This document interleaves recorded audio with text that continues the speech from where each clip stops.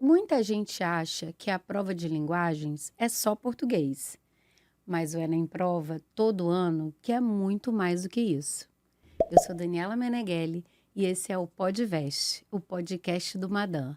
Nós estamos fazendo uma série especial Enem e no episódio de hoje vamos conversar sobre linguagens, a prova que vai muito além da gramática, cobrando leitura, cultura, expressão e repertório.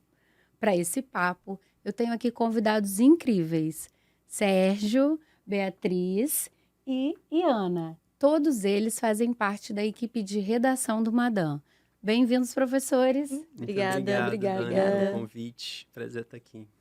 Vai ser massa, né? Vai. Show. Na visão de vocês, o que o Enem quer avaliar de fato na prova de linguagens? Quem quer começar? Vai, Bia. Começa você. Então tá bom, não pode começar Sérgio, que senão ele domina a Pauta. a pauta. Bom, o Enem, de modo geral, é uma prova que, e a redação deixa isso muito claro, né? Ela traz essas pautas mais sociais, essas questões culturais mais amplas. Então, a gente tem visto aí, nos últimos anos, principalmente, um olhar mais voltado para tudo que diz respeito ao popular.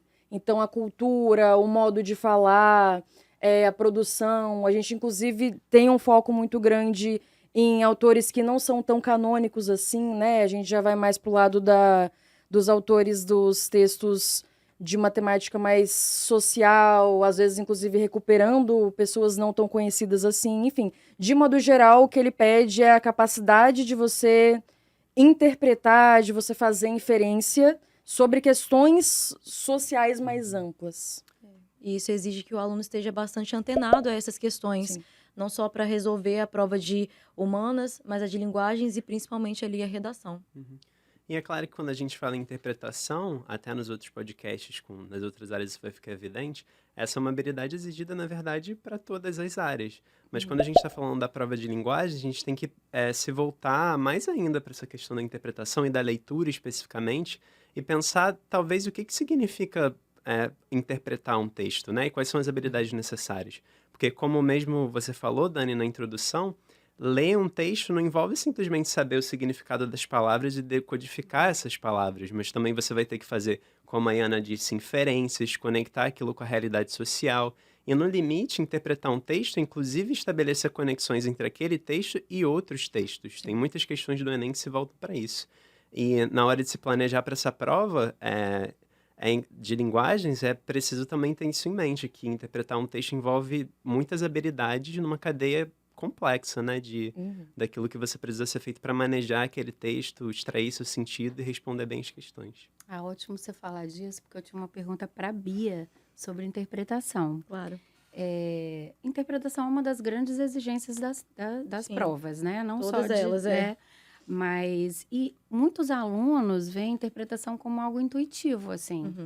Como é que como é que o aluno pode estudar e como que o aluno pode aprender interpretação? Certo. Embora pareça algo mais intuitivo, como o Sérgio falou, é uma habilidade que precisa ser exercitada, né? Então, não basta o aluno ler o texto, ele precisa pensar na forma como o autor escreveu o texto, quem está falando, quem vai estar recebendo aquele texto e por que escolheu falar daquela maneira, né? Para poder tirar as próprias conclusões, não apenas receber aquela informação, mas ter uma leitura um pouco mais atenta e, enfim, refletir, tentar fazer ligações com outras questões que ele mesmo já conhece, que traz ali de bagagem, né? Então, acho que a principal dica para quem precisa melhorar a capacidade, a habilidade de interpretação de textos é a leitura. É ler, fazer comparações, tirar suas próprias conclusões.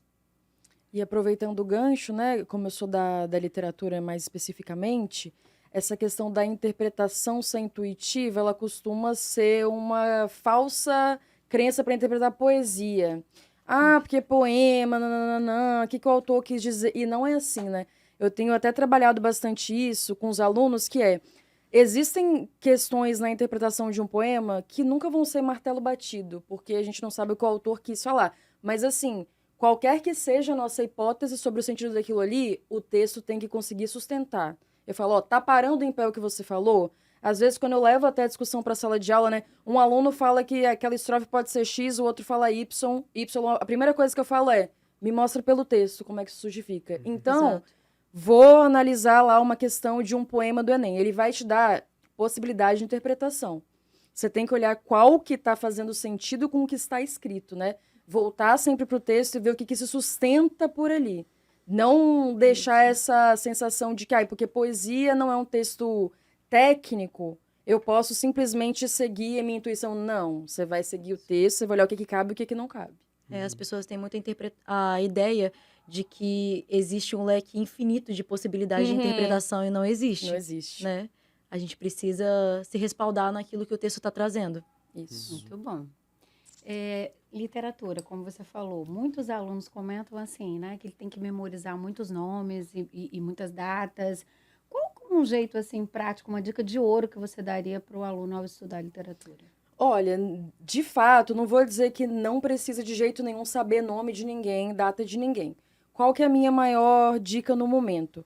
Você sabendo identificar as características de cada escola no texto, aquilo pode soar familiar para você quando você se deparar com aquilo. Porque, por exemplo, não adianta muito você aprender em sala de aula as características do romantismo, sendo que quando você vai ler um texto romântico, você não percebe aquelas características acontecendo ali. Se você é capaz de fazer essa associação, e aí a importância de estudar literatura não só vendo as características das escolas, mas tendo contato com textos, mesmo que sejam trechos, né, de diferentes autores, se você começa a encontrar aquelas características em um texto que aparece, às vezes você pode identificar, tá, isso aqui tá com cara de ser um texto naturalista, isso aqui tem cara de ser realista, isso aqui tem cara de poema moderno. Isso já te ajuda a delimitar o leque interpretativo de o que cabe interpretar sobre esse poema ou o que não cabe. Porque, por exemplo, um poema parnasiano não vai trazer uma temática social. Pode parecer que está falando de social, não está. É difícil bater esse martelo, mas com o parnasianismo meio que dá. Então, quando você consegue identificar, e se por algum motivo esse nome me marcou, tem os nomes que eu falo, lembra nome tal para período tal, porque é muito emblemático. Mas esse nome aqui eu identifiquei de onde eu já sei como localizar aquilo num contexto maior e eu já sei delimitar melhor o que eu posso entender daquilo e o que não tem nada a ver de ser interpretado daquilo ali. Então, isso aí pode ajudar. É a contextualização, né? A capacidade crítica que a gente fala, né? Sim. Então, quase essas informações, se eu entendi, Ana, são quase estratégias de eliminação de algumas alternativas que, de repente, vai estar na cara ali que já não tem nada a ver, né? Numa prova longa, isso é isso aí, né? Você não perder tempo à toa. Sérgio, vamos falar um pouquinho de gramática. Vamos. A gente sabe que não são aquelas perguntas assim diretas, né? Isso. Mas como que as questões de gramática aparecem nas provas? Então, realmente, o Enem tem essa diferença em relação a outros vestibulares e até provas de concurso, que é muito difícil imaginar a gente pensar numa questão descontextualizada do tipo que o enunciado diga assim, assinale a alternativa em que o uso da vírgula está adequado. Isso realmente nunca vai acontecer. Até porque cada questão está sempre associada, em todas as provas, a um texto e a um contexto, né? Mas isso não significa que algumas questões não envolvam conhecimentos gramaticais, linguísticos e textuais, né? Então, por exemplo, pensando nisso, né, eu acho que o primeiro passo, quando os alunos estão pensando em como os conhecimentos gramaticais podem ajudar na prova de linguagens, é identificar, a partir do enunciado e das alternativas, se é isso que está em pauta naquela questão. Porque algumas questões, elas vão se voltar mais para questões de crítica social, ou mais diretamente entender qual é o conteúdo, o assunto principal daquele texto, e que conhecimentos linguísticos não vão ser necessariamente tão importantes. Mas outras, eu acho que já vai ficar evidente desde o enunciado, e principalmente das alternativas, que ali tem alguma questão gramatical ou textual em jogo. Então, por exemplo, se lá numa das alternativas você vê algo como adjetivação, uso de pronomes, é importante já perceber ali e ativar esse conhecimento. Esse é o primeiro passo. Em segundo lugar, é se voltar, depois de ler o enunciado, identificar mais ou menos o que está sendo exigido ali, para o texto em si da questão. Porque, ainda que seja uma questão gramatical, textual, linguística sendo exigida ali, ela ainda está contextualizada. Isso significa que um segundo passo, depois de ler o enunciado, é entender o sentido geral daquele texto, sempre. Qual é o tema, qual é o assunto, qual é a crítica que está ali. Até porque o uso das ferramentas gramaticais vai estar em função desse sentido, primeiro, do texto. Uma vez identificado esse sentido, tá, esse é o tema, aí eu vou ter uma capacidade, uma possibilidade, vou sair na frente na hora de identificar como esses elementos gramaticais, como eu dei um exemplo, o uso de pronomes num texto, estão a serviço desse sentido. Então, é sempre nessa relação de primeiro identificar, eu imagino, o conteúdo geral daquele texto e, se for necessário, conforme está pedindo o enunciado, se utilizar dos conhecimentos gramaticais para chegar na alternativa correta. Muito bom. Isso. Com frequência, inclusive, esse conhecimento gramatical ele vem associado a uma interpretação maior. Por exemplo, em alguma alternativa tem o texto apresenta marcas de oralidade, ou então linguagem coloquial. Com muita frequência, a linguagem coloquial, essa marca de oralidade, tem a ver com uma regência verbal que não está sendo cumprida, com uma concordância que não aconteceu. E aí cabe ao aluno perceber. Tem uma questão, inclusive, do Enem que já tinha que era interpretar uma peça publicitária.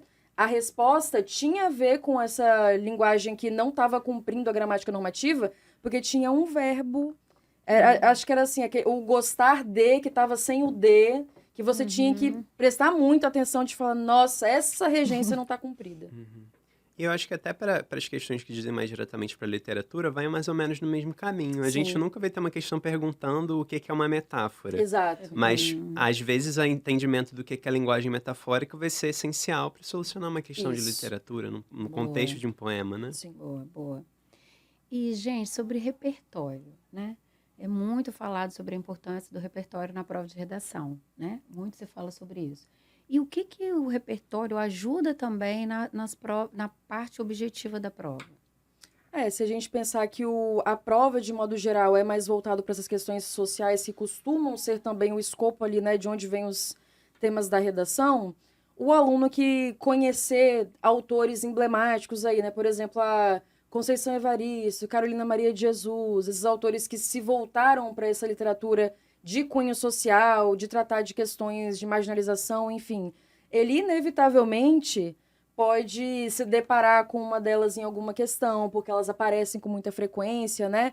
Ou conseguir identificar aquela temática de modo geral, né? Conseguir fazer esse paralelo de, fulano de tal falou isso também em tal lugar, e construir essa rede de textos, né? De significados, enfim. Então, você tem um domínio amplo de autores ligados a tudo que está relacionado à cultura e sociedade, etc., é bom para sua prova de linguagens e para sua prova de humanidades também. Isso mais no nível da literatura, quando a gente pensa no repertório sociocultural, mas a gente tem que lembrar que a prova de linguagem traz textos dos mais diversos gêneros. Sim. Então vão aparecer lá reportagens, textos publicitários, como você acabou de falar, Iana, artigos de opinião, textos de crítica, resenhas. Então, tem um repertório de gêneros, mas também de assuntos que estão em debate, você já sai na frente ali para interpretar algumas questões, né? Imagina que lá cai uma reportagem, mesmo que seja na prova de linguagem, sobre um problema social contemporâneo. Se você está antenado e já ouviu falar daquilo, é claro que você já tem um repertório nesse sentido que vai te ajudar também a estabelecer justamente essas conexões que fazem parte da interpretação, né? Isso. E no âmbito da redação, quanto maior for o seu repertório externo, maiores são as chances de você conseguir alcançar a... Como que fala, gente? Autoridade? Os indícios de autoria. Né? Autoria na redação Enem, que é algo que está sendo muito cotado desde o ano passado, na verdade, né? Dos alunos trazerem questões que eles conhecem, que eles dominam, para poder sustentar a argumentação e não ficar com um repertório que seja muito genérico, muito desconectado. E para isso, o aluno precisa não apenas conhecer, mas ter uma capacidade de interpretar e utilizar aquilo a favor dele. Boa, muito bom. E assim, quando a gente fala na prova de linguagens, o que os alunos mais temem? É o momento da redação, a questão do tempo para fazer tudo, a parte objetiva da prova. O que é, tipo assim, o que pega? Eu acho que da redação ninguém ganha. A redação é a mais temida. Mas acho que depois da redação, questão de poesia, tá? Eu acho que questão com textos muito longos. Ou texto muito longo, porque é uma prova que exige estratégia e Sim. cada segundo vale o ouro, né? Enfim, acho que questões de textos longos e Poema, e tá? poema. Na minha experiência de resolver questão, o aluno vê poema e parece que ele já se fecha, assim. Eu não vou entender. Ele vê aquele texto comprido É. e já entra em desespero. Porque é muita coisa pra olhar. E quando aparece um poema na sua frente lá na prova, qual é o primeiro passo, então, Ana? Por onde você O começa? que Vamos resolve? lá. Como é que faz? Essa é uma dica para a prova inteira, e é uma estratégia muito específica Enem, mas ela serve para outras provas. Enunciado. O Enem é uma prova, você tem que ter estratégia para resolver.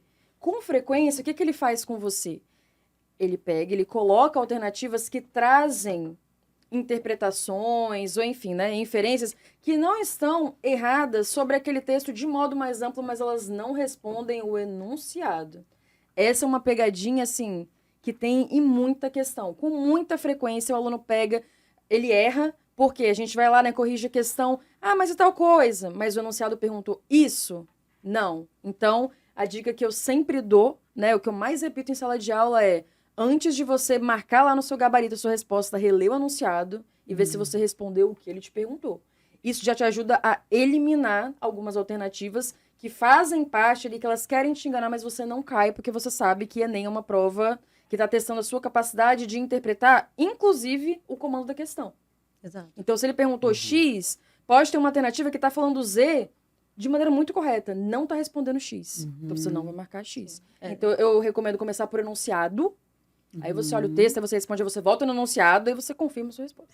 Exatamente. E essa dica funciona também para as questões com textos muito compridos. Já começar a leitura pelo enunciado. Se tiver alguma palavra-chave, você conseguir grifar durante a leitura, retornar para o enunciado e aí sim olhar as alternativas. E, inclusive, quando você identificar essa alternativa que é a distratora, não é? Você tentar ir comparando as duas opções que você selecionou de respostas também com o que o enunciado está solicitando, né? Sim, às vezes em um texto longo, o enunciado já te direciona para alguma parte específica dele, Pois se você nem tem que você ficar consegue lendo tudo com a mesma cortar, atenção. você consegue cortar. Sim. E vocês orientam, tipo, começa pela redação, começa lendo tudo, começa respondendo as mais fáceis? Vocês dão esse tipo de orientação também? Eu acho que isso acaba sendo muito pessoal de Pessoal. cada aluno e das prioridades dele. Mas eu começaria sempre pela redação no vestibular. Está com a cabeça fresca, as ideias vêm mais fácil e tudo mais. Mas também dá para dividir em etapas. Então você pode começar a abrir a prova, ler a redação, fazer seu projeto de texto, ler um pouco a prova para se afastar um pouco, depois voltar com um pouco mais de clareza, né? E eu acho importante também, a gente que trabalha com revisão percebe muito isso, né? E que revisa os próprios textos também, eventualmente, quando isso precisa acontecer, é importante ter um tempo ali de distanciamento entre fazer o rascunho da prova e passar limpo. Porque senão, digamos assim, até seu cérebro se acostuma com a prova e você, com a redação que você produziu, quer dizer, e você não percebe os próprios erros. Então, se fosse eu encarando de novo essa do Enem, eu começaria pela redação, tentaria terminar ali o meu primeiro rascunho na primeira 1h20 de prova, não sei. Tentaria resolver algumas questões e aí depois eu voltava para passar limpo para ter um olhar ali mais clínico do que precisa ser mudado, não escorregar em bobeira de gramática e garantir pontos aí nas competências. Aquele guarda o texto na gaveta para pegar depois, Exatamente. né? Aí o pegar depois seria resolver a prova, né? Resolver a prova. Esse é o E aí, problema. Esse é o descanso, né? Às vezes Mas a prova, as questões, alguma te dá um insight para um parágrafo Pois também. Sim. Eu acho que no fim é uma questão realmente que é muito individual. Vai de cada aluno, acho que eles tiveram a oportunidade de identificar qual é a melhor forma deles fazerem a partir dos simulados que a gente tem na escola. Então, enfim, cada aluno vai ter na sua ideia, mas eu acho que uma recomendação muito boa é essa. Olhar o tema de redação primeiro, para ver quais são as ideias que você já tem, quais repertórios você conhece e poderia utilizar. Depois, faz a leitura dos textos motivadores, vê se o que você conseguiria eliminar.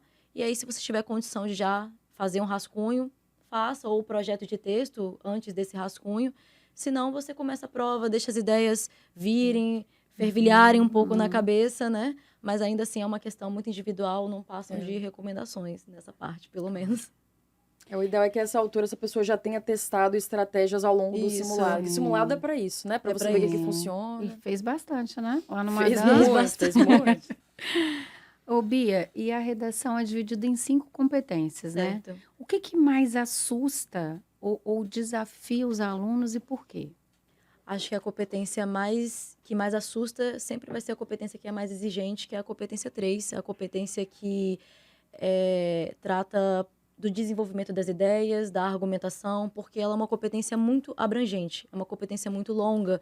Então, o aluno precisa mostrar habilidade na parte da argumentação, das estratégias de argumentação, que são muitas, né? Por exemplificação, por, enfim, ligação entre as ideias, mostrar que ele consegue fazer um bom projeto de texto, que ele consegue construir uma linha de raciocínio que seja clara para o leitor, que seja fácil de ser entendida. Então, no fim, é uma competência muito comprida.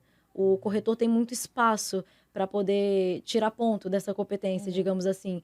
Então, por ser a maior, por ser a que tem bastante coisa para ser avaliada, acho que é a competência que mais assusta esses alunos. Em segundo lugar, a gente colocaria a competência 2, eu imagino, porque ela também exige bastante. Acho que para os nossos alunos, não em relação à parte, na 2 digo, né?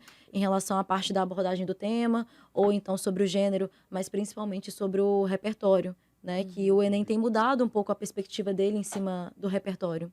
Acho que a competência 1, a competência 4 e 5 são mais tranquilas de serem internalizadas. Não é como se eles não fossem ter problemas com elas. Mas acho que ali a 3, a 2...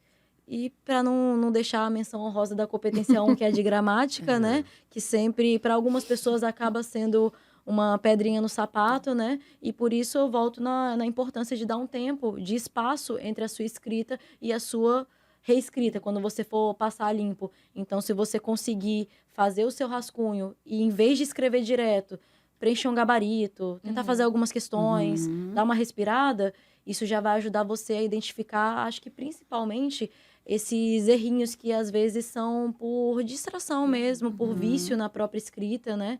Porque a dificuldade é sempre essa, né? Na transmissão, na hora de escrever. Porque, no fim, quando está na nossa cabeça, tudo faz muito sentido, tudo está perfeito, tudo está em ordem. E isso não é só com os alunos, isso é com todos nós. Claro. Na nossa cabeça, tudo funciona muito bem. Na hora de passar por papel, é que a gente passa por um pouco de dificuldade. Por isso que, no fim das contas, tem que fazer bastante redação para poder treinar essa habilidade também. É mais uma habilidade que o Enem exige, né? De transmitir as suas ideias. Tem até um meme, né? Na minha cabeça eu dou conta, né? É por aí. Sérgio, o que o aluno faz quando ele chega lá? E aí o tema da redação é um tema que ele não domina. Ou é um tema que pegou ele de surpresa. O que ele pode fazer para evitar que ele dê o branco? Não sei o que eu vou fazer agora. Acho que eu vou dividir minha resposta em 2 etapas, assim, né? Ok. Primeiro tem que você poderia ter feito antes desse momento. Vai, Mas talvez para esse aluno já não sirva muito, né? Que ele tá lá no meio da prova. Já tá chegando o Enem, né? E nesse sentido, o que poderia ter sido feito antes da prova é organizar esse estudo em torno dos temas, não tentando adivinhar o tema em si, porque mais e mais o Enem tem escolhido temas muito específicos, né? Mas organizar ao longo do ano, né? Ou nessa semana, exatamente, pelos eixos temáticos. E o que são os eixos temáticos, né? Os eixos temáticos são essas grandes áreas como saúde, educação, cultura, diversidade, meio ambiente, tecnologia, que organizam cada um dos temas em áreas maiores, em assuntos mais abrangentes, né? A partir disso, você consegue se organizar para, ao longo do ano, nessa reta final, pensar em repertórios, em filmes que você viu que abordem esses temas mais amplos, ou até em argumentos que funcionem melhor para cada um desses eixos, para quando chegar lá na hora, você conseguir identificar em qual eixo está e estabelecer essas conexões. Então, Excelente. isso é uma forma de se precaver. Agora, a segunda parte da minha resposta é para esse cara que não fez isso, chegou lá na prova e tomou uma rasteira, né? Eu acho que o salva-vidas, né, é a coletânea nesse caso, né?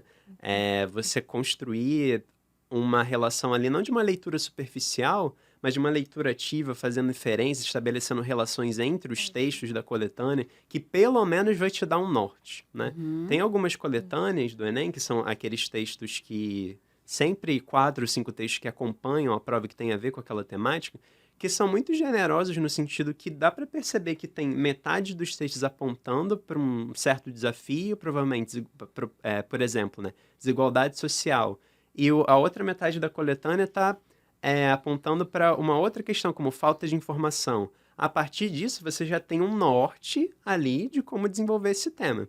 Claro, um texto que fique evidente que ele depende muito da coletânea, com trechos de cópia, ele pode ser penalizado em vários Sim. níveis. Uhum. Mas, nessa situação, e até situações que você tem familiaridade com o tema, mas assim, algum parágrafo ali está faltando alguma ideia para complementar, é até esperado que a coletânea sirva esse propósito. Então, se habituar de, na hora de ler a frase temática, se voltar para a coletânea, ali procurando o que já pode ser interessante para você ter realmente esse norte, né? Apontando para qual vai ser o seu projeto de texto ou como o seu projeto de texto vai ser complementado. Uhum. E isso que a gente estava falando de tema, né? A gente, né, na parte de assessoria de imprensa, recebe pedidos, né, de jornalistas e costuma vir muito isso.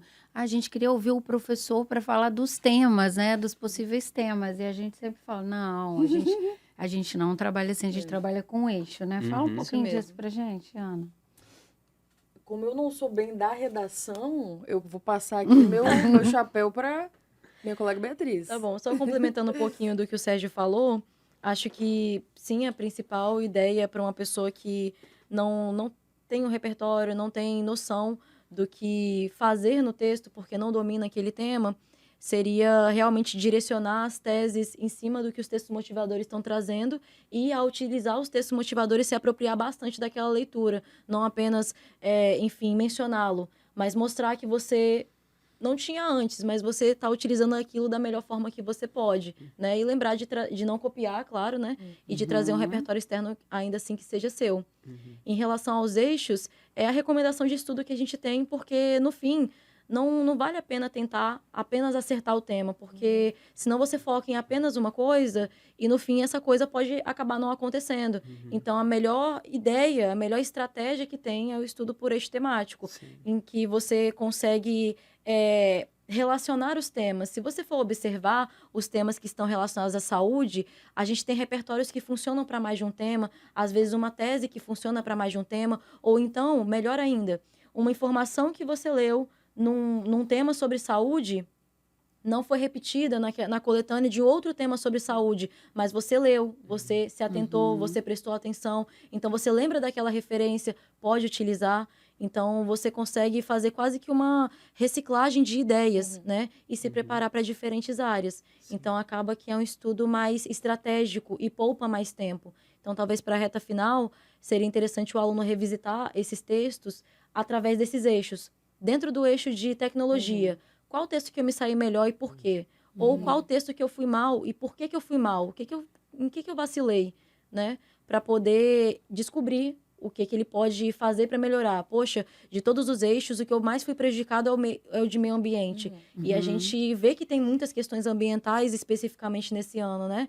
Então, é interessante que o aluno pesquise, que o aluno conheça, não para pesquisar, olhar na internet, copiar no texto dele, mas para se manter antenado. Essa é a perspectiva do Enem. Que você seja um cidadão antenado, consciente de tudo que está acontecendo na sociedade de agora, né? E aproveitando isso, Bia, além dos eixos temáticos, acho que é importante a gente reconhecer, acho que foi uma das primeiras coisas que a Ana falou, que o Enem tem um certo caráter, um posicionamento de tratar das dinâmicas sociais, Isso né? mesmo. Então a gente vê nos últimos anos, em várias aplicações, alguns temas que seguem uma tendência de tratar de um grupo social que é mais marginalizado, seja por motivos étnicos, de classe, de idade e tudo mais, e associar esse grupo, não perguntar ou fazer com que os alunos escrevam da situação desse grupo de modo geral, mas associar a esse grupo uma problemática muito específica. Então, quando a gente vê, por exemplo, um tema como a reinserção socioeconômica da população de rua, que ocorreu há alguns anos em uma outra aplicação, acho que não foi a principal, a gente tem a população de situação de rua como esse grupo mais vulnerável, mas não era para falar simplesmente da situação no geral, é da necessidade de reinserir ele socioeconomicamente. Quando a gente pensa, por exemplo, na invisibilidade do trabalho doméstico das mulheres no Brasil, tem as mulheres como um grupo social mais vulnerável, mas está tocando no ponto específico da invisibilidade do trabalho doméstico. Então, esse malabarismo entre a realidade desse grupo, mas um problema específico pelo qual ele está passando, que os textos motivadores também vão ajudar a compreender, né? Claro, ele precisa ser bem executado ao longo de todo o texto, porque às vezes vai acontecer de um parágrafo argumentar bem, por exemplo, sobre a situação da mulher na sociedade como um todo, mas não vai Não- tocar no ponto da É invisibilidade. verdade. Uhum. Então, eu pensaria que além dos eixos temáticos, é importante estar atento a quais são as populações que sofrem com a desigualdade na nossa sociedade, com os sistemas de opressão e tudo mais. E ficar atento ao longo de todo o texto de associar essa argumentação, essa compreensão ao problema específico que a frase temática quer debater. Isso aí acaba sendo de forma semelhante com a prova de linguagens, né? Claro. No fim, você vai escrever o seu projeto sobre aquele tema, mas você precisa retornar até o recorte temático e ver se o que você está trazendo está realmente condizente com o que foi proposto, no fim das contas. Então, é um trabalho que o aluno precisa fazer e, para isso, ele precisa exercitar, fazer textos, mas também conseguir ter uma leitura crítica sobre os textos dele. Para isso, a nossa equipe de redação ajuda bastante. A gente falou um pouco da, né, redação, linguagens, pode ir mesclando, né, entre as duas, mas assim, e a gente sabe que tem muito em comum, né, tanto, né, na prova objetiva quanto, né, na escrita da redação, mas tem alguma estratégia, assim, além dessa que a gente falou, de talvez começar com a redação, ir para a prova e voltar, que você indicaria, assim, que funciona para os dois? Que funciona para os dois. Ainda bem que ela tá olhando para você. Me ajuda a pensar. É uma coisa que funciona para os dois. Redação Enem tem que respeitar os direitos humanos. Ó, Lembrem-se disso. Uma alternativa de questão nunca vai ser correta se ela trouxer algum tipo de discriminação daquele grupo. Excelente. Então, por exemplo, Legal. um texto que está falando de preconceito linguístico. A alternativa que insinue que falar de jeito X está errado, de jeito Y está certo, ela não vai ser correta. Então, qualquer tipo mínimo ali, o mais sutil que seja, de discriminação, de gente que é melhor, que é pior, de coisa certa, errada a se falar, nada, nenhuma minúcia dessa aí nunca vai ser correta, porque a prova como um todo, ela não trabalha com esse tipo de visão de mundo, né? De você colocar ali, falar da norma culta, padrão tá correto, sair da norma tá errado, ou quem não segue a norma é ignorante. Esse tipo de coisa não vai estar certo numa alternativa do Enem. Pode aparecer, porque a tendência do senso comum, às vezes a pessoa até, né, de maneira muito inofensiva, deve ser isso aqui. Não vai ser isso. talvez Isso pegando serve. esse gancho, a gente pode falar um pouco sobre algumas nomenclaturas, né? Sobre essa questão de... Às vezes é uma resposta que está com um palavreado muito exagerado, e isso também não é algo recomendado para a redação, né? Algumas terminologias que sugerem muita subjetividade num texto que precisa ser um pouco mais objetivo. Então, acho que pode ser uma dica que funciona para as duas. Excelente. Atenção à linguagem, então, né? Atenção. Eu acho que é isso, mandaram bem. Gente, conversa muito boa. E eu acho que vale a gente reforçar que redação tem peso em todos os cursos, né? Em todos. E bem nessa prova, Sinto muito. garante o candidato aí, né? Uma boa colocação, certo? Com certeza. Com certeza. Eu queria agradecer vocês. Já Muito acabou. Muito obrigada. Eu agradeço. Adorei estar aqui. Como o tempo passa rápido quando a gente Passa. tá o quê? Falando de Se redação, divertir com os amigos. Muito bom. E obrigada a vocês também que nos acompanharam. Continue assistindo essa série especial do Enem. A gente vai abordar todas as áreas de conhecimento. E siga a gente também nas nossas redes sociais. Até o próximo podcast e boa sorte na prova.